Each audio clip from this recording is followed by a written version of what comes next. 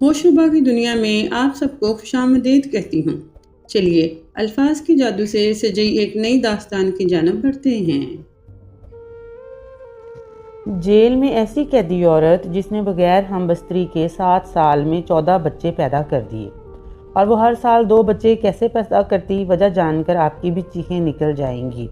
मैं इस औरत की फ़ाइल अपने सामने खोलकर बैठी थी, जिस जेल में हर कोई शन्नो के नाम से पुकारता था। कैदी नंबर 248, जिसका पूरा नाम शनाज लियाकत था, जिसे मैंने इसकी फ़ाइल पर पढ़ना शुरू की तो मेरे रोंगटे खड़े हो गए, क्योंकि ये कुछ इस फाइल में दर्ज था वो पढ़कर मैं अपनी जगह हैरान रह गई थी। बज़ाहिर एक जवान और ख़ूबसूरत नज़र आने वाली औरत बहुत ही शातिर मुजरमा थी, जो 14 बच्चों की माँ थी, और जिस बात ने मुझे हैरान किया था वो उसका गैर शादीशुदा होना था। उसकी फ़ाइल में वाज़िह तौर पर लिखा था कि वह गैर शादीशुदा 14 बच्चों की माँ है, जिसने 7 सालों में 14 बच्चे जन्म देकर एक अनोखा कारनामा सर अंजाम दिया। इसी बात ने मुझे हैरान होने पर मजबूर कर दिया था कि जब उसकी शादी ही नहीं हुई तो फिर 14 बच्चे किसके थे। जिस जुर्म में वो सज़ा काट रही थी वो भी इंतहाई भयानक था, और उससे भी ज़्यादा अजीब बात ये थी कि ये औरत पिछले 9 साल से इसी जेल में कैद थी, और ये जेल सिर्फ़ और सिर्फ औरतों का जेल था, जहाँ से किसी मर्द का कोई ताल्लुक नहीं था। यहाँ तक कि यहाँ मौजूद अमला भी औरतों पर ही मुश्तमिल था, और कोई नहीं जानता था कि सिर्फ शन्नो जो 14 बच्चे बगैर मर्द के कैसे पैदा किए हैं। यही बात जानने के लिए मैंने अपने सारे ज़रूरी कामों को तर्क करके पहले शन्नो की फ़ाइल को अच्छी तरह स्टडी किया, और फिर उसे एक अलग कोठरी में बुलाकर अपने सामने बिठा लिया। मैं पूरी तरह चौकन्ना थी, क्योंकि इस तरह की मुजरमाएँ आम औरतों की तरह नहीं होती, बल्कि वो कभी भी कुछ भी कर जाती हैं, और अपनी 15 साल नौकरी में मुझे इस बात का अच्छी तरह से अंदाज़ा हो चुका था। शन्नो मुझे देखकर मुस्कुराते हुए कहने लगी, मैडम साहिबा, आपको मुझसे ऐसा क्या काम पड़ गया जो आपने मुझे तन्हाई में बुला लिया। मेरी नज़र उसके पेट पर थी, जिसको देखकर मैं बता सकती थी वो कम से कम 7 से 8 महीनों की हामला थी। शन्नो ने मेरी नज़रों की तपश को महसूस किया तो हंसते हुए कहने लगी, अच्छा तो आपको मेरे हमल में दिलचस्पी है। इस अंधेर कोठरी में इसको हंसी बहुत भयानक मालूम हो रही थी। मैंने सख्ती से कहा, मुझे ज़्यादा कुछ नहीं जानना सिवाय इसके कि जब तुम शादीशुदा नहीं हो तो फिर तुमने 14 बच्चे कैसे पैदा कर लिए, और वो भी इस काल कोठरी में रहते हुए, जहाँ किसी मर्द का तो दूर हवा का भी गुजर मुमकिन नहीं है। और अब जो बच्चा तुम्हारे पेट में है, इसका बाप कौन है। मेरे सवालों को जवाब देने की बजाय शन्नो एक दफ़ा फिर खुलकर हंसी थी। ऐसा लग रहा था जैसे उस पर हंसी का दौरा पड़ गया हो।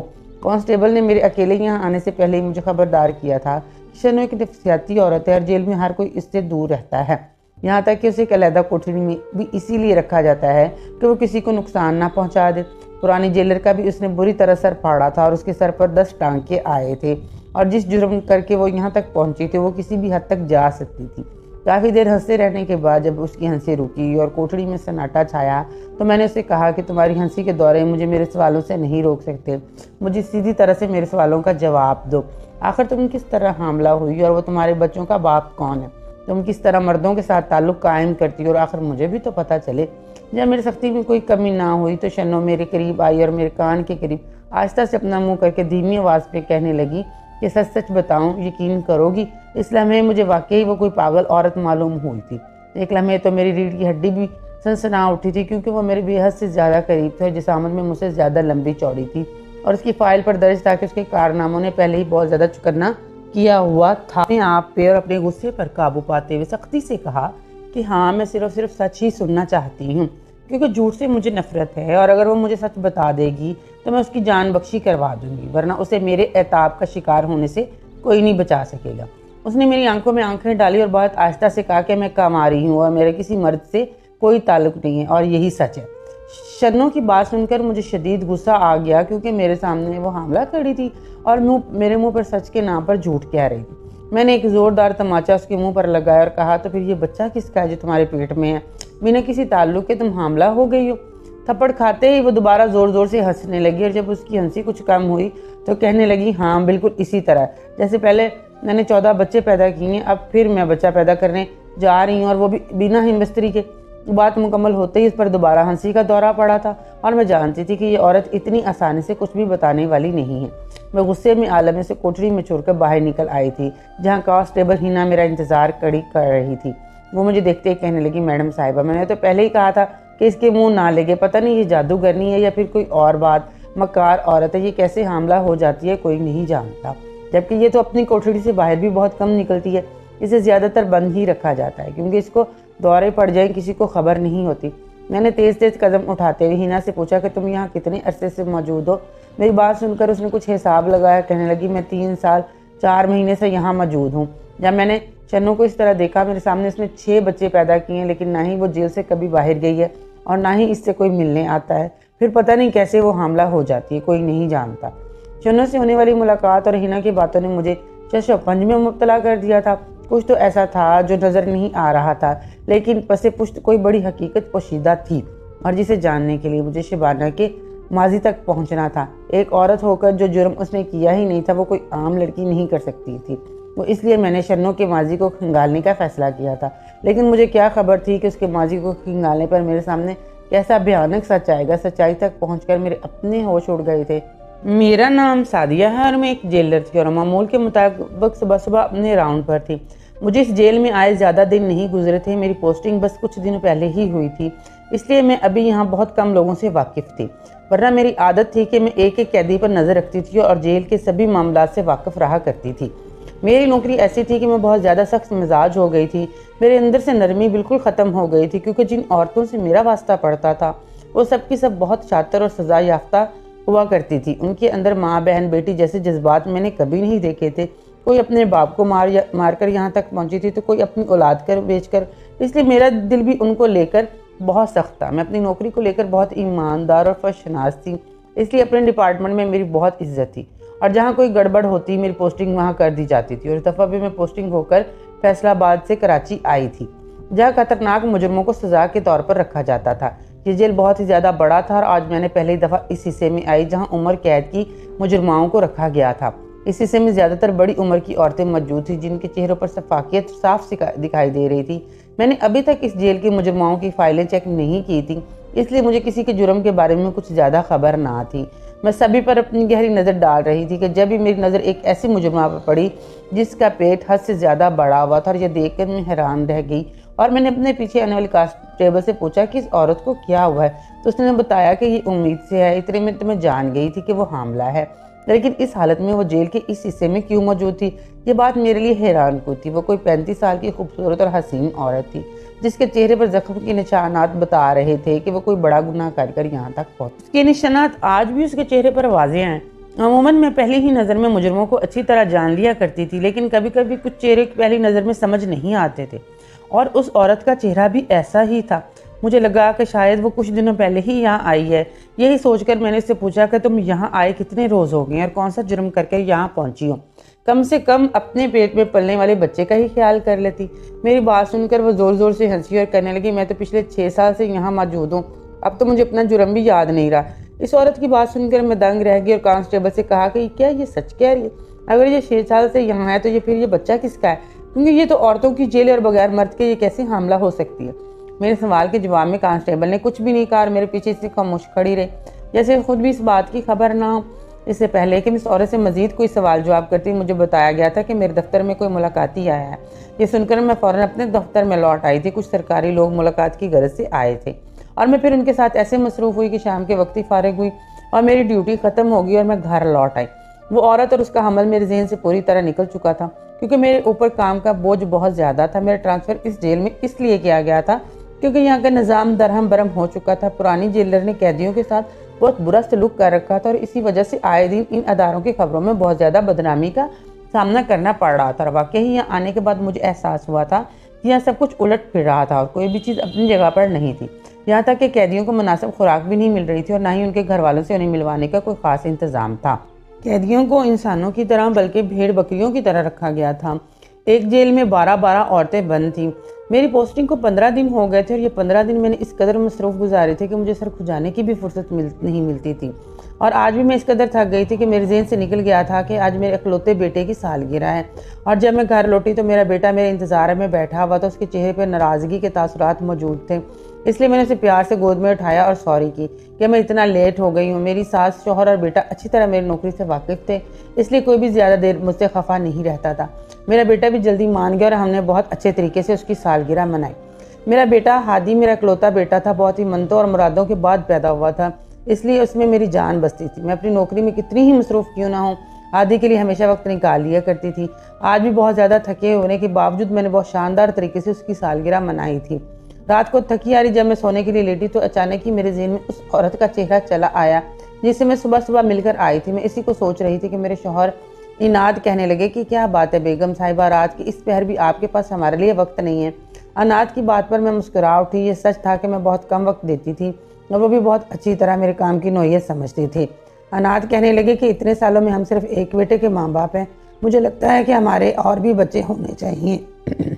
अनाद की बात सुनकर मैं चौंक गई थी कि माँ बाप हैं और हमें भी लगता है कि हमारे बच्चे की कंपनी होनी चाहिए और एक बेटा इतने सालों में हमने सिर्फ पैदा किया है, हमें अल्लाह ताला से और औलाद लेनी चाहिए। लेकिन उस वक्त मेरे दिमाग में कैदी नंबर 248 शनो लियाकत चल रही थी, इसलिए मैंने छूटते ही आवाज़ से पूछा कि कोई औरत बगैर मर्द के कैसे हामला हो सकती है।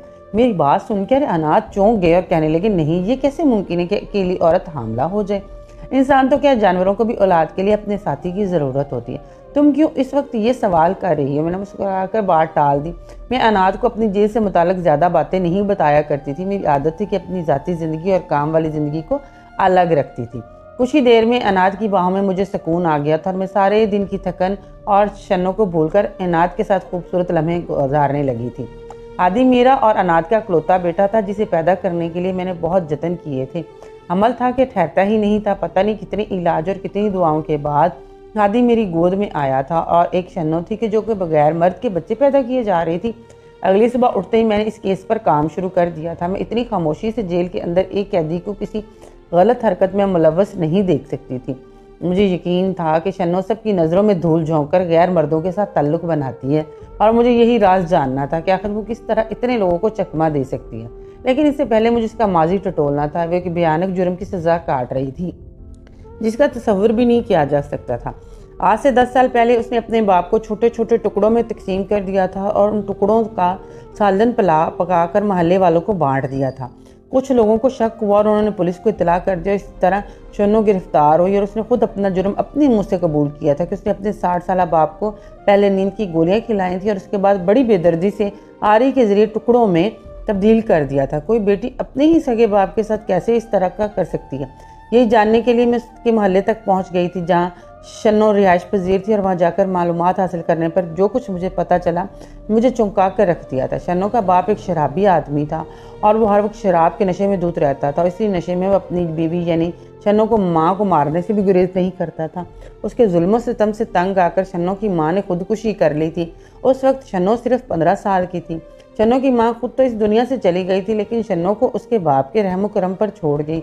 शन्नो के बाप ने अपनी जवान 15 साला बेटी को अपने नशे की भेंट चढ़ा दिया और जब भी उसके पास नशे के पैसे ना होते वो शन्नो को भीख मांगने पर मजबूर कर देता और जब शन्नो इस अमल के लिए इनकार करती तो फिर मोहल्ले वालों को दिखाकर शन्नो के घर रंग रंग के मर्द आने लगे थे और वो मर्द क्यों आते थे और इनका शन्नो के साथ क्या ताल्लुक था कोई नहीं जानता था। फिर एक दिन जब शन्नो के सारे महल्ले को कोरमा पकाकर तकसीम किया तो कुछ महल्ले वालों को शक हो गया कि ये गोश्त इंसानी गोश्त है और इसलिए पुलिस वालों को इत्तला की गई और पता चला कि शन्नो ने तो अपने ही बाप को आरी से काट कर उसका गोश्त का कोरमा बनाकर बांट दिया है। उस रोज़ वो गिरफ्तार हो गई और उसने इस बात का इतराफ़ भी किया और अदालत ने उसे उम्र कैद दे दी। और ये सब जानते थे कि इसने ये कदम इतना बड़ा क्यों उठाया था, क्योंकि उन मर्दों का शन्नो या उसके बाप से क्या लेना देना था। शन्नो किसी अपने बाप को काटा था।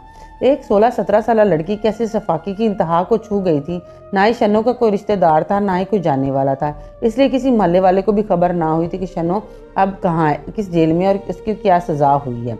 शन्नो का माजी भी इतना उलझा हुआ था जितना का उसका हाल। अब एक ही दिन में ये हर बात मुझे तफसील से और सच बता सकती थी, लेकिन उसकी चुभती हुई नज़रें मेरे कानों के पर्दों को फाड़ने लगती थी। एक शख्स था जो रोज़ उसके साथ ज्यादती करने की कोशिश करता था और उसका बाप उसको ज्यादती करने के पैसे देता था। वो कुंवारी थी और उसका कुंवारापन ख़त्म रोज़ होता था और वो इस चीज़ से तंग आ चुकी थी और वो अपने बाप के जुल्म सितम को रोज़ सहती थी। उसका बाप भी उसके साथ ज्यादती करने से गुरेज नहीं करता था। वो बाप के मुकद्दस रिश्ते को पामाल कर चुका था और वो इस चीज़ से तंग आ चुकी थी और इस बात का डर लगता था कि वो इतने गुनाह के इर्तिकाब कर चुकी थी कि अल्लाह ताला के हाँ भी उसको माफ़ी की उम्मीद नहीं थी। इसलिए वो एक दिन उसने अपने बाप को चाय में नींद की गोलियां दे दी। वो शराब के नशे में धुत था। उसने चाय पी तो वह बेहोश हो गया और उसने आरी के साथ अपने बाप के छोटे छोटे टुकड़े कर दिए थे। खैर इसमें सारी मामलात हासिल करके जब जेल पहुंची तो मुझे पता चला कि शन्नो की तबीयत ठीक नहीं, इसके चेकअप के लिए जेल की डॉक्टर आई हुई थी और मैं भी वहीं पहुंच गई। मैंने बातों बातों में इस डॉक्टर से पूछा कि शन्नो के बच्चे की डिलीवरी किसने की है, तो उसने बताया कि वो यहाँ की डॉक्टर है, उसने शन्नो के हर बच्चे को पैदा करवाया। शन्नो के पास हमेशा जुड़वा और सेहतमंद बच्चे जन्म लेते हैं। मैंने डॉक्टर से पूछा तो फिर शन्नो के बच्चे कहाँ हैं, क्या उन्हें सरकारी अदारे में भेज दिया गया? मेरी बात सुनकर उस डॉक्टर ने लाइल्मी का इजहार किया और कहने लगी इसे कुछ इल्म नहीं है। मैंने पुरानी जेलर से भी शन्नो के हवाले से बात करने के लिए रब्ता करने की कोशिश की, लेकिन मेरा उससे रब्ता नहीं हो सका था। उसे कहीं बहुत दूर किसी छोटे से इलाके में ट्रांसफ़र करके भेज दिया गया था। अब मुझे शन्नो की तबीयत को ठीक होने का इंतज़ार करना था, क्योंकि उसकी तबीयत काफ़ी ख़राब थी। काल कोठरी के घुटनज़दा माहौल में एक हमला औरत का रहना बहुत ही मुश्किल था और शन्नो तो पिछले 7 साल से हमल जैसे अमल से गुजर रही थी। तकरीबन 2 दिन बाद शन्नो की तबीयत ही में काफ़ी सुधार आ गया था। मैंने उसे ऑफिस में बुलवाया और पहले जो जूस पिलाया था कि उसकी तबीयत मज़ीद बेहतर हो जाए। शन्नो ने खामोशी से जूस पी लिया तो मैंने उससे कहा कि मैं उसकी मदद करना चाहती हूँ, मैं उसे यहाँ से आज़ादी दिलवा सकती हूँ अगर मुझे अपने बारे में सच सच बता देगी। शन्नो ने बड़े अजीब नज़रों से मुझे देखा और कहने लगी कि वो जेल की 4 दीवारी से बाहर नहीं जाना चाहती, क्योंकि बाहर की दुनिया में उसके लिए कुछ भी नहीं बचा। मैंने मुस्कुराकर शन्नो से कहा कि उसके बच्चे इसके मुंतज़िर होंगे और जिन बच्चों को वो जन्म देने वाली है वो उन बच्चों के साथ अपनी अच्छी ज़िंदगी गुजार सकती है और उन बच्चों का कोई ना कोई बाप भी होगा जो उसे एक बेहतर ज़िंदगी देगा जो इस जेल में हासिल नहीं हो सकती। शन्नो ने नम आंखों से मेरी तरफ देखा और कहने लगी आपको मेरी बात पर यकीन क्यों नहीं आता? मेरे बच्चों का कोई बाप नहीं, मैं किसी को नहीं जानती और मुझे तो ये भी नहीं पता कि मेरे बच्चे कहाँ हैं, किस हाल में, ना ही मुझे इल्म है कि मैं हमला किस तरह होती हूँ। बस मुझे इतनी खबर है कि मेरे बच्चों को मुझसे जुदा कर दिया जाता है और मैं अपने हर बच्चे की याद में तड़पती रहती हूँ। आज शन्नो पहले की तरह हंस नहीं रही थी, बल्कि शायद बीमारी के असर ने उसे दुखी कर दिया था। उसकी बात पर मैं वाकई ही हैरान हो गई थी, क्योंकि उसका लहजा मुझे इसकी बात पर यकीन कराने पर मजबूर हो गया था। मैं जब उससे दोबारा पूछा क्या तुम सच में जानती नहीं हो कि तुम हमला कैसे होते, तो उसने निकार में सर हिला दिया। उसकी आंखों में आंसू आ गए थे और अपनी माजी की दास्तान सुनाने लगी थी, जिसे सुनकर मेरे भी आंसू बहने लगे थे। मैं लाख सख्त मिजाज सही, लेकिन एक इंसान थी और उसकी दास्तान ने मेरे रोंगटे खड़े कर दिए थे। शन्नो ने मुझे बताया कि उसके बाप ने अपने नशे की लत पूरी करने के लिए उसके फ़रोख्त करना शुरू कर दिया था और वो अपने घर की 4 दीवारी में हर रोज़ पामाल होने लगी थी। आज जब जुल्म हद से बढ़ने लगा तो उसने तंग आकर अपने बाप को बुरी तरह कत्ल कर दिया। उसे अपनी इस गुनाह पर कोई पछतावा नहीं था, क्योंकि उसने अपने बाप के जिस्म के जितने टुकड़े किए थे उससे कहीं ज़्यादा जख्म उसकी बाप की वजह से उसे मिले थे। वो सजा काटने के लिए जेल में चली आई, लेकिन यहाँ आने के बाद 6 महीने बाद उसे पता चला कि वो हमला है। वो अच्छी तरह जानती थी कि ये हमल इस जेल में आने के बाद ही ठहरा है और ये बच्चा किसका था, उसके शिकम में कब आया उसे मालूम ही नहीं था। फिर उसने जुड़वा बच्चों को इसी तरह जन्म दिया और एक दफ़ा फिर वो हामला थी। उसके हिस्से की कहानी सुनकर मुझे तो इतना समझ आ गया था कि एक बेकसूर लड़की है, लेकिन फिर कसूरवार किसका था? और यही बात जानने के लिए जब मैंने जेल में तफ्तीश शुरू की और अपनी ही मुलाजमी से तफ्तीश का आगाज़ किया तो एक ऐसा भयानक सच मेरे सामने आया कि मेरी जान निकल गई। मुझसे पहले जो जेलर यहाँ मौजूद थी वो यहाँ की डॉक्टर के साथ मिली हुई थी और वो हर महीने कैदियों का जो चेकअप होता था उसके दौरान उसने शन्नो के अंदर किसी मर्द के जरासीम मुंतकिल किए थे और इससे बच्चा पैदा करवाकर उन्हें आगे फरोख्त कर दिया था। वो जेलर इसी तरह की सरगर्मियों में मुब्तला थी। वो जानती थी कि कौन सी कैदियों से मुलाकात के लिए उनके घर वाले नहीं आते और उन्हीं कैदी औरतों को अपने मकसद के लिए इस्तेमाल करती और वो गलत काम करके पैसा बनाती थी। शन्नो वाकई ही मजलूम थी और उसने किसी के साथ हमबिस्तरी नहीं की और वो खुद भी नहीं जानती थी कि कैसे इतने बच्चों की माँ बन गई। मैंने उस जेलर के खिलाफ आगे कंप्लेन फॉरवर्ड कर दी थी और शन्नो की सज़ा भी कम करवा दी थी। अब कुछ दिन बाकी हैं और फिर उसके बाद वो आज़ाद हो जाएगी। मैंने उसे यकीन दिलाया कि मैं उसे अपने घर रख लूँगी और उसे एक अच्छी ज़िंदगी दूँगी। वो मेरे घर रहकर मेरी इज्जत के साथ कामकाज कर सकती है। ये सुनकर वो बहुत खुश हो गई थी और अब जो बच्चे पैदा होने वाले थे उन पर भी शब्बों का ही हक था। मैं अब उसके बच्चों से जुदा नहीं कर सकती थी। अब जो बच्चे पैदा हुए वो 2 जुड़वे बेटे थे और उस अपनी पहले वाली जेलर जो इस भयानक जुर्म पर कोई सज़ा होगी या फिर वो अपनी दर्दी की वजह से कानून की गिरफ्त से बच जाएगी। क्या आप लोगों को जेल की ज़िंदगी के भयानक हक़ाइक़ का कुछ इल्म है? कमेंट्स में ज़रूर बताइएगा। शब्बों को फिर मैंने अपने साथ रख लिया था और वो दिन रात मेरे साथ काम करने लगी थी और एक खूबसूरत ज़िंदगी गुजारने लगी थी। फिर मेरा जहाँ जहाँ ट्रांसफ़र होता था मैं उसको अपने साथ लेकर जाती थी। वो वाकई बहुत अच्छी बच्ची और समझदार थी। मेरा दिल चाहता था कि मैं उसकी शादी कर दूँ, लेकिन वो इस बात के लिए नहीं मानी थी। उसने कहा था कि मैं आपके साथ ही रहूँगी और वो मेरे साथ वफ़ा की हद तक रही और आज वो मेरे साथ है। क्या आप सब कमेंट सेक्शन में बताइए क्या जेलों में वाकई ही ऐसे होता है और आपकी एरिया की जेलें कैसी है? मुझे आप लोग सबको लोगों की राय का इंतज़ार रहेगा। साथ रहने का शुक्रिया।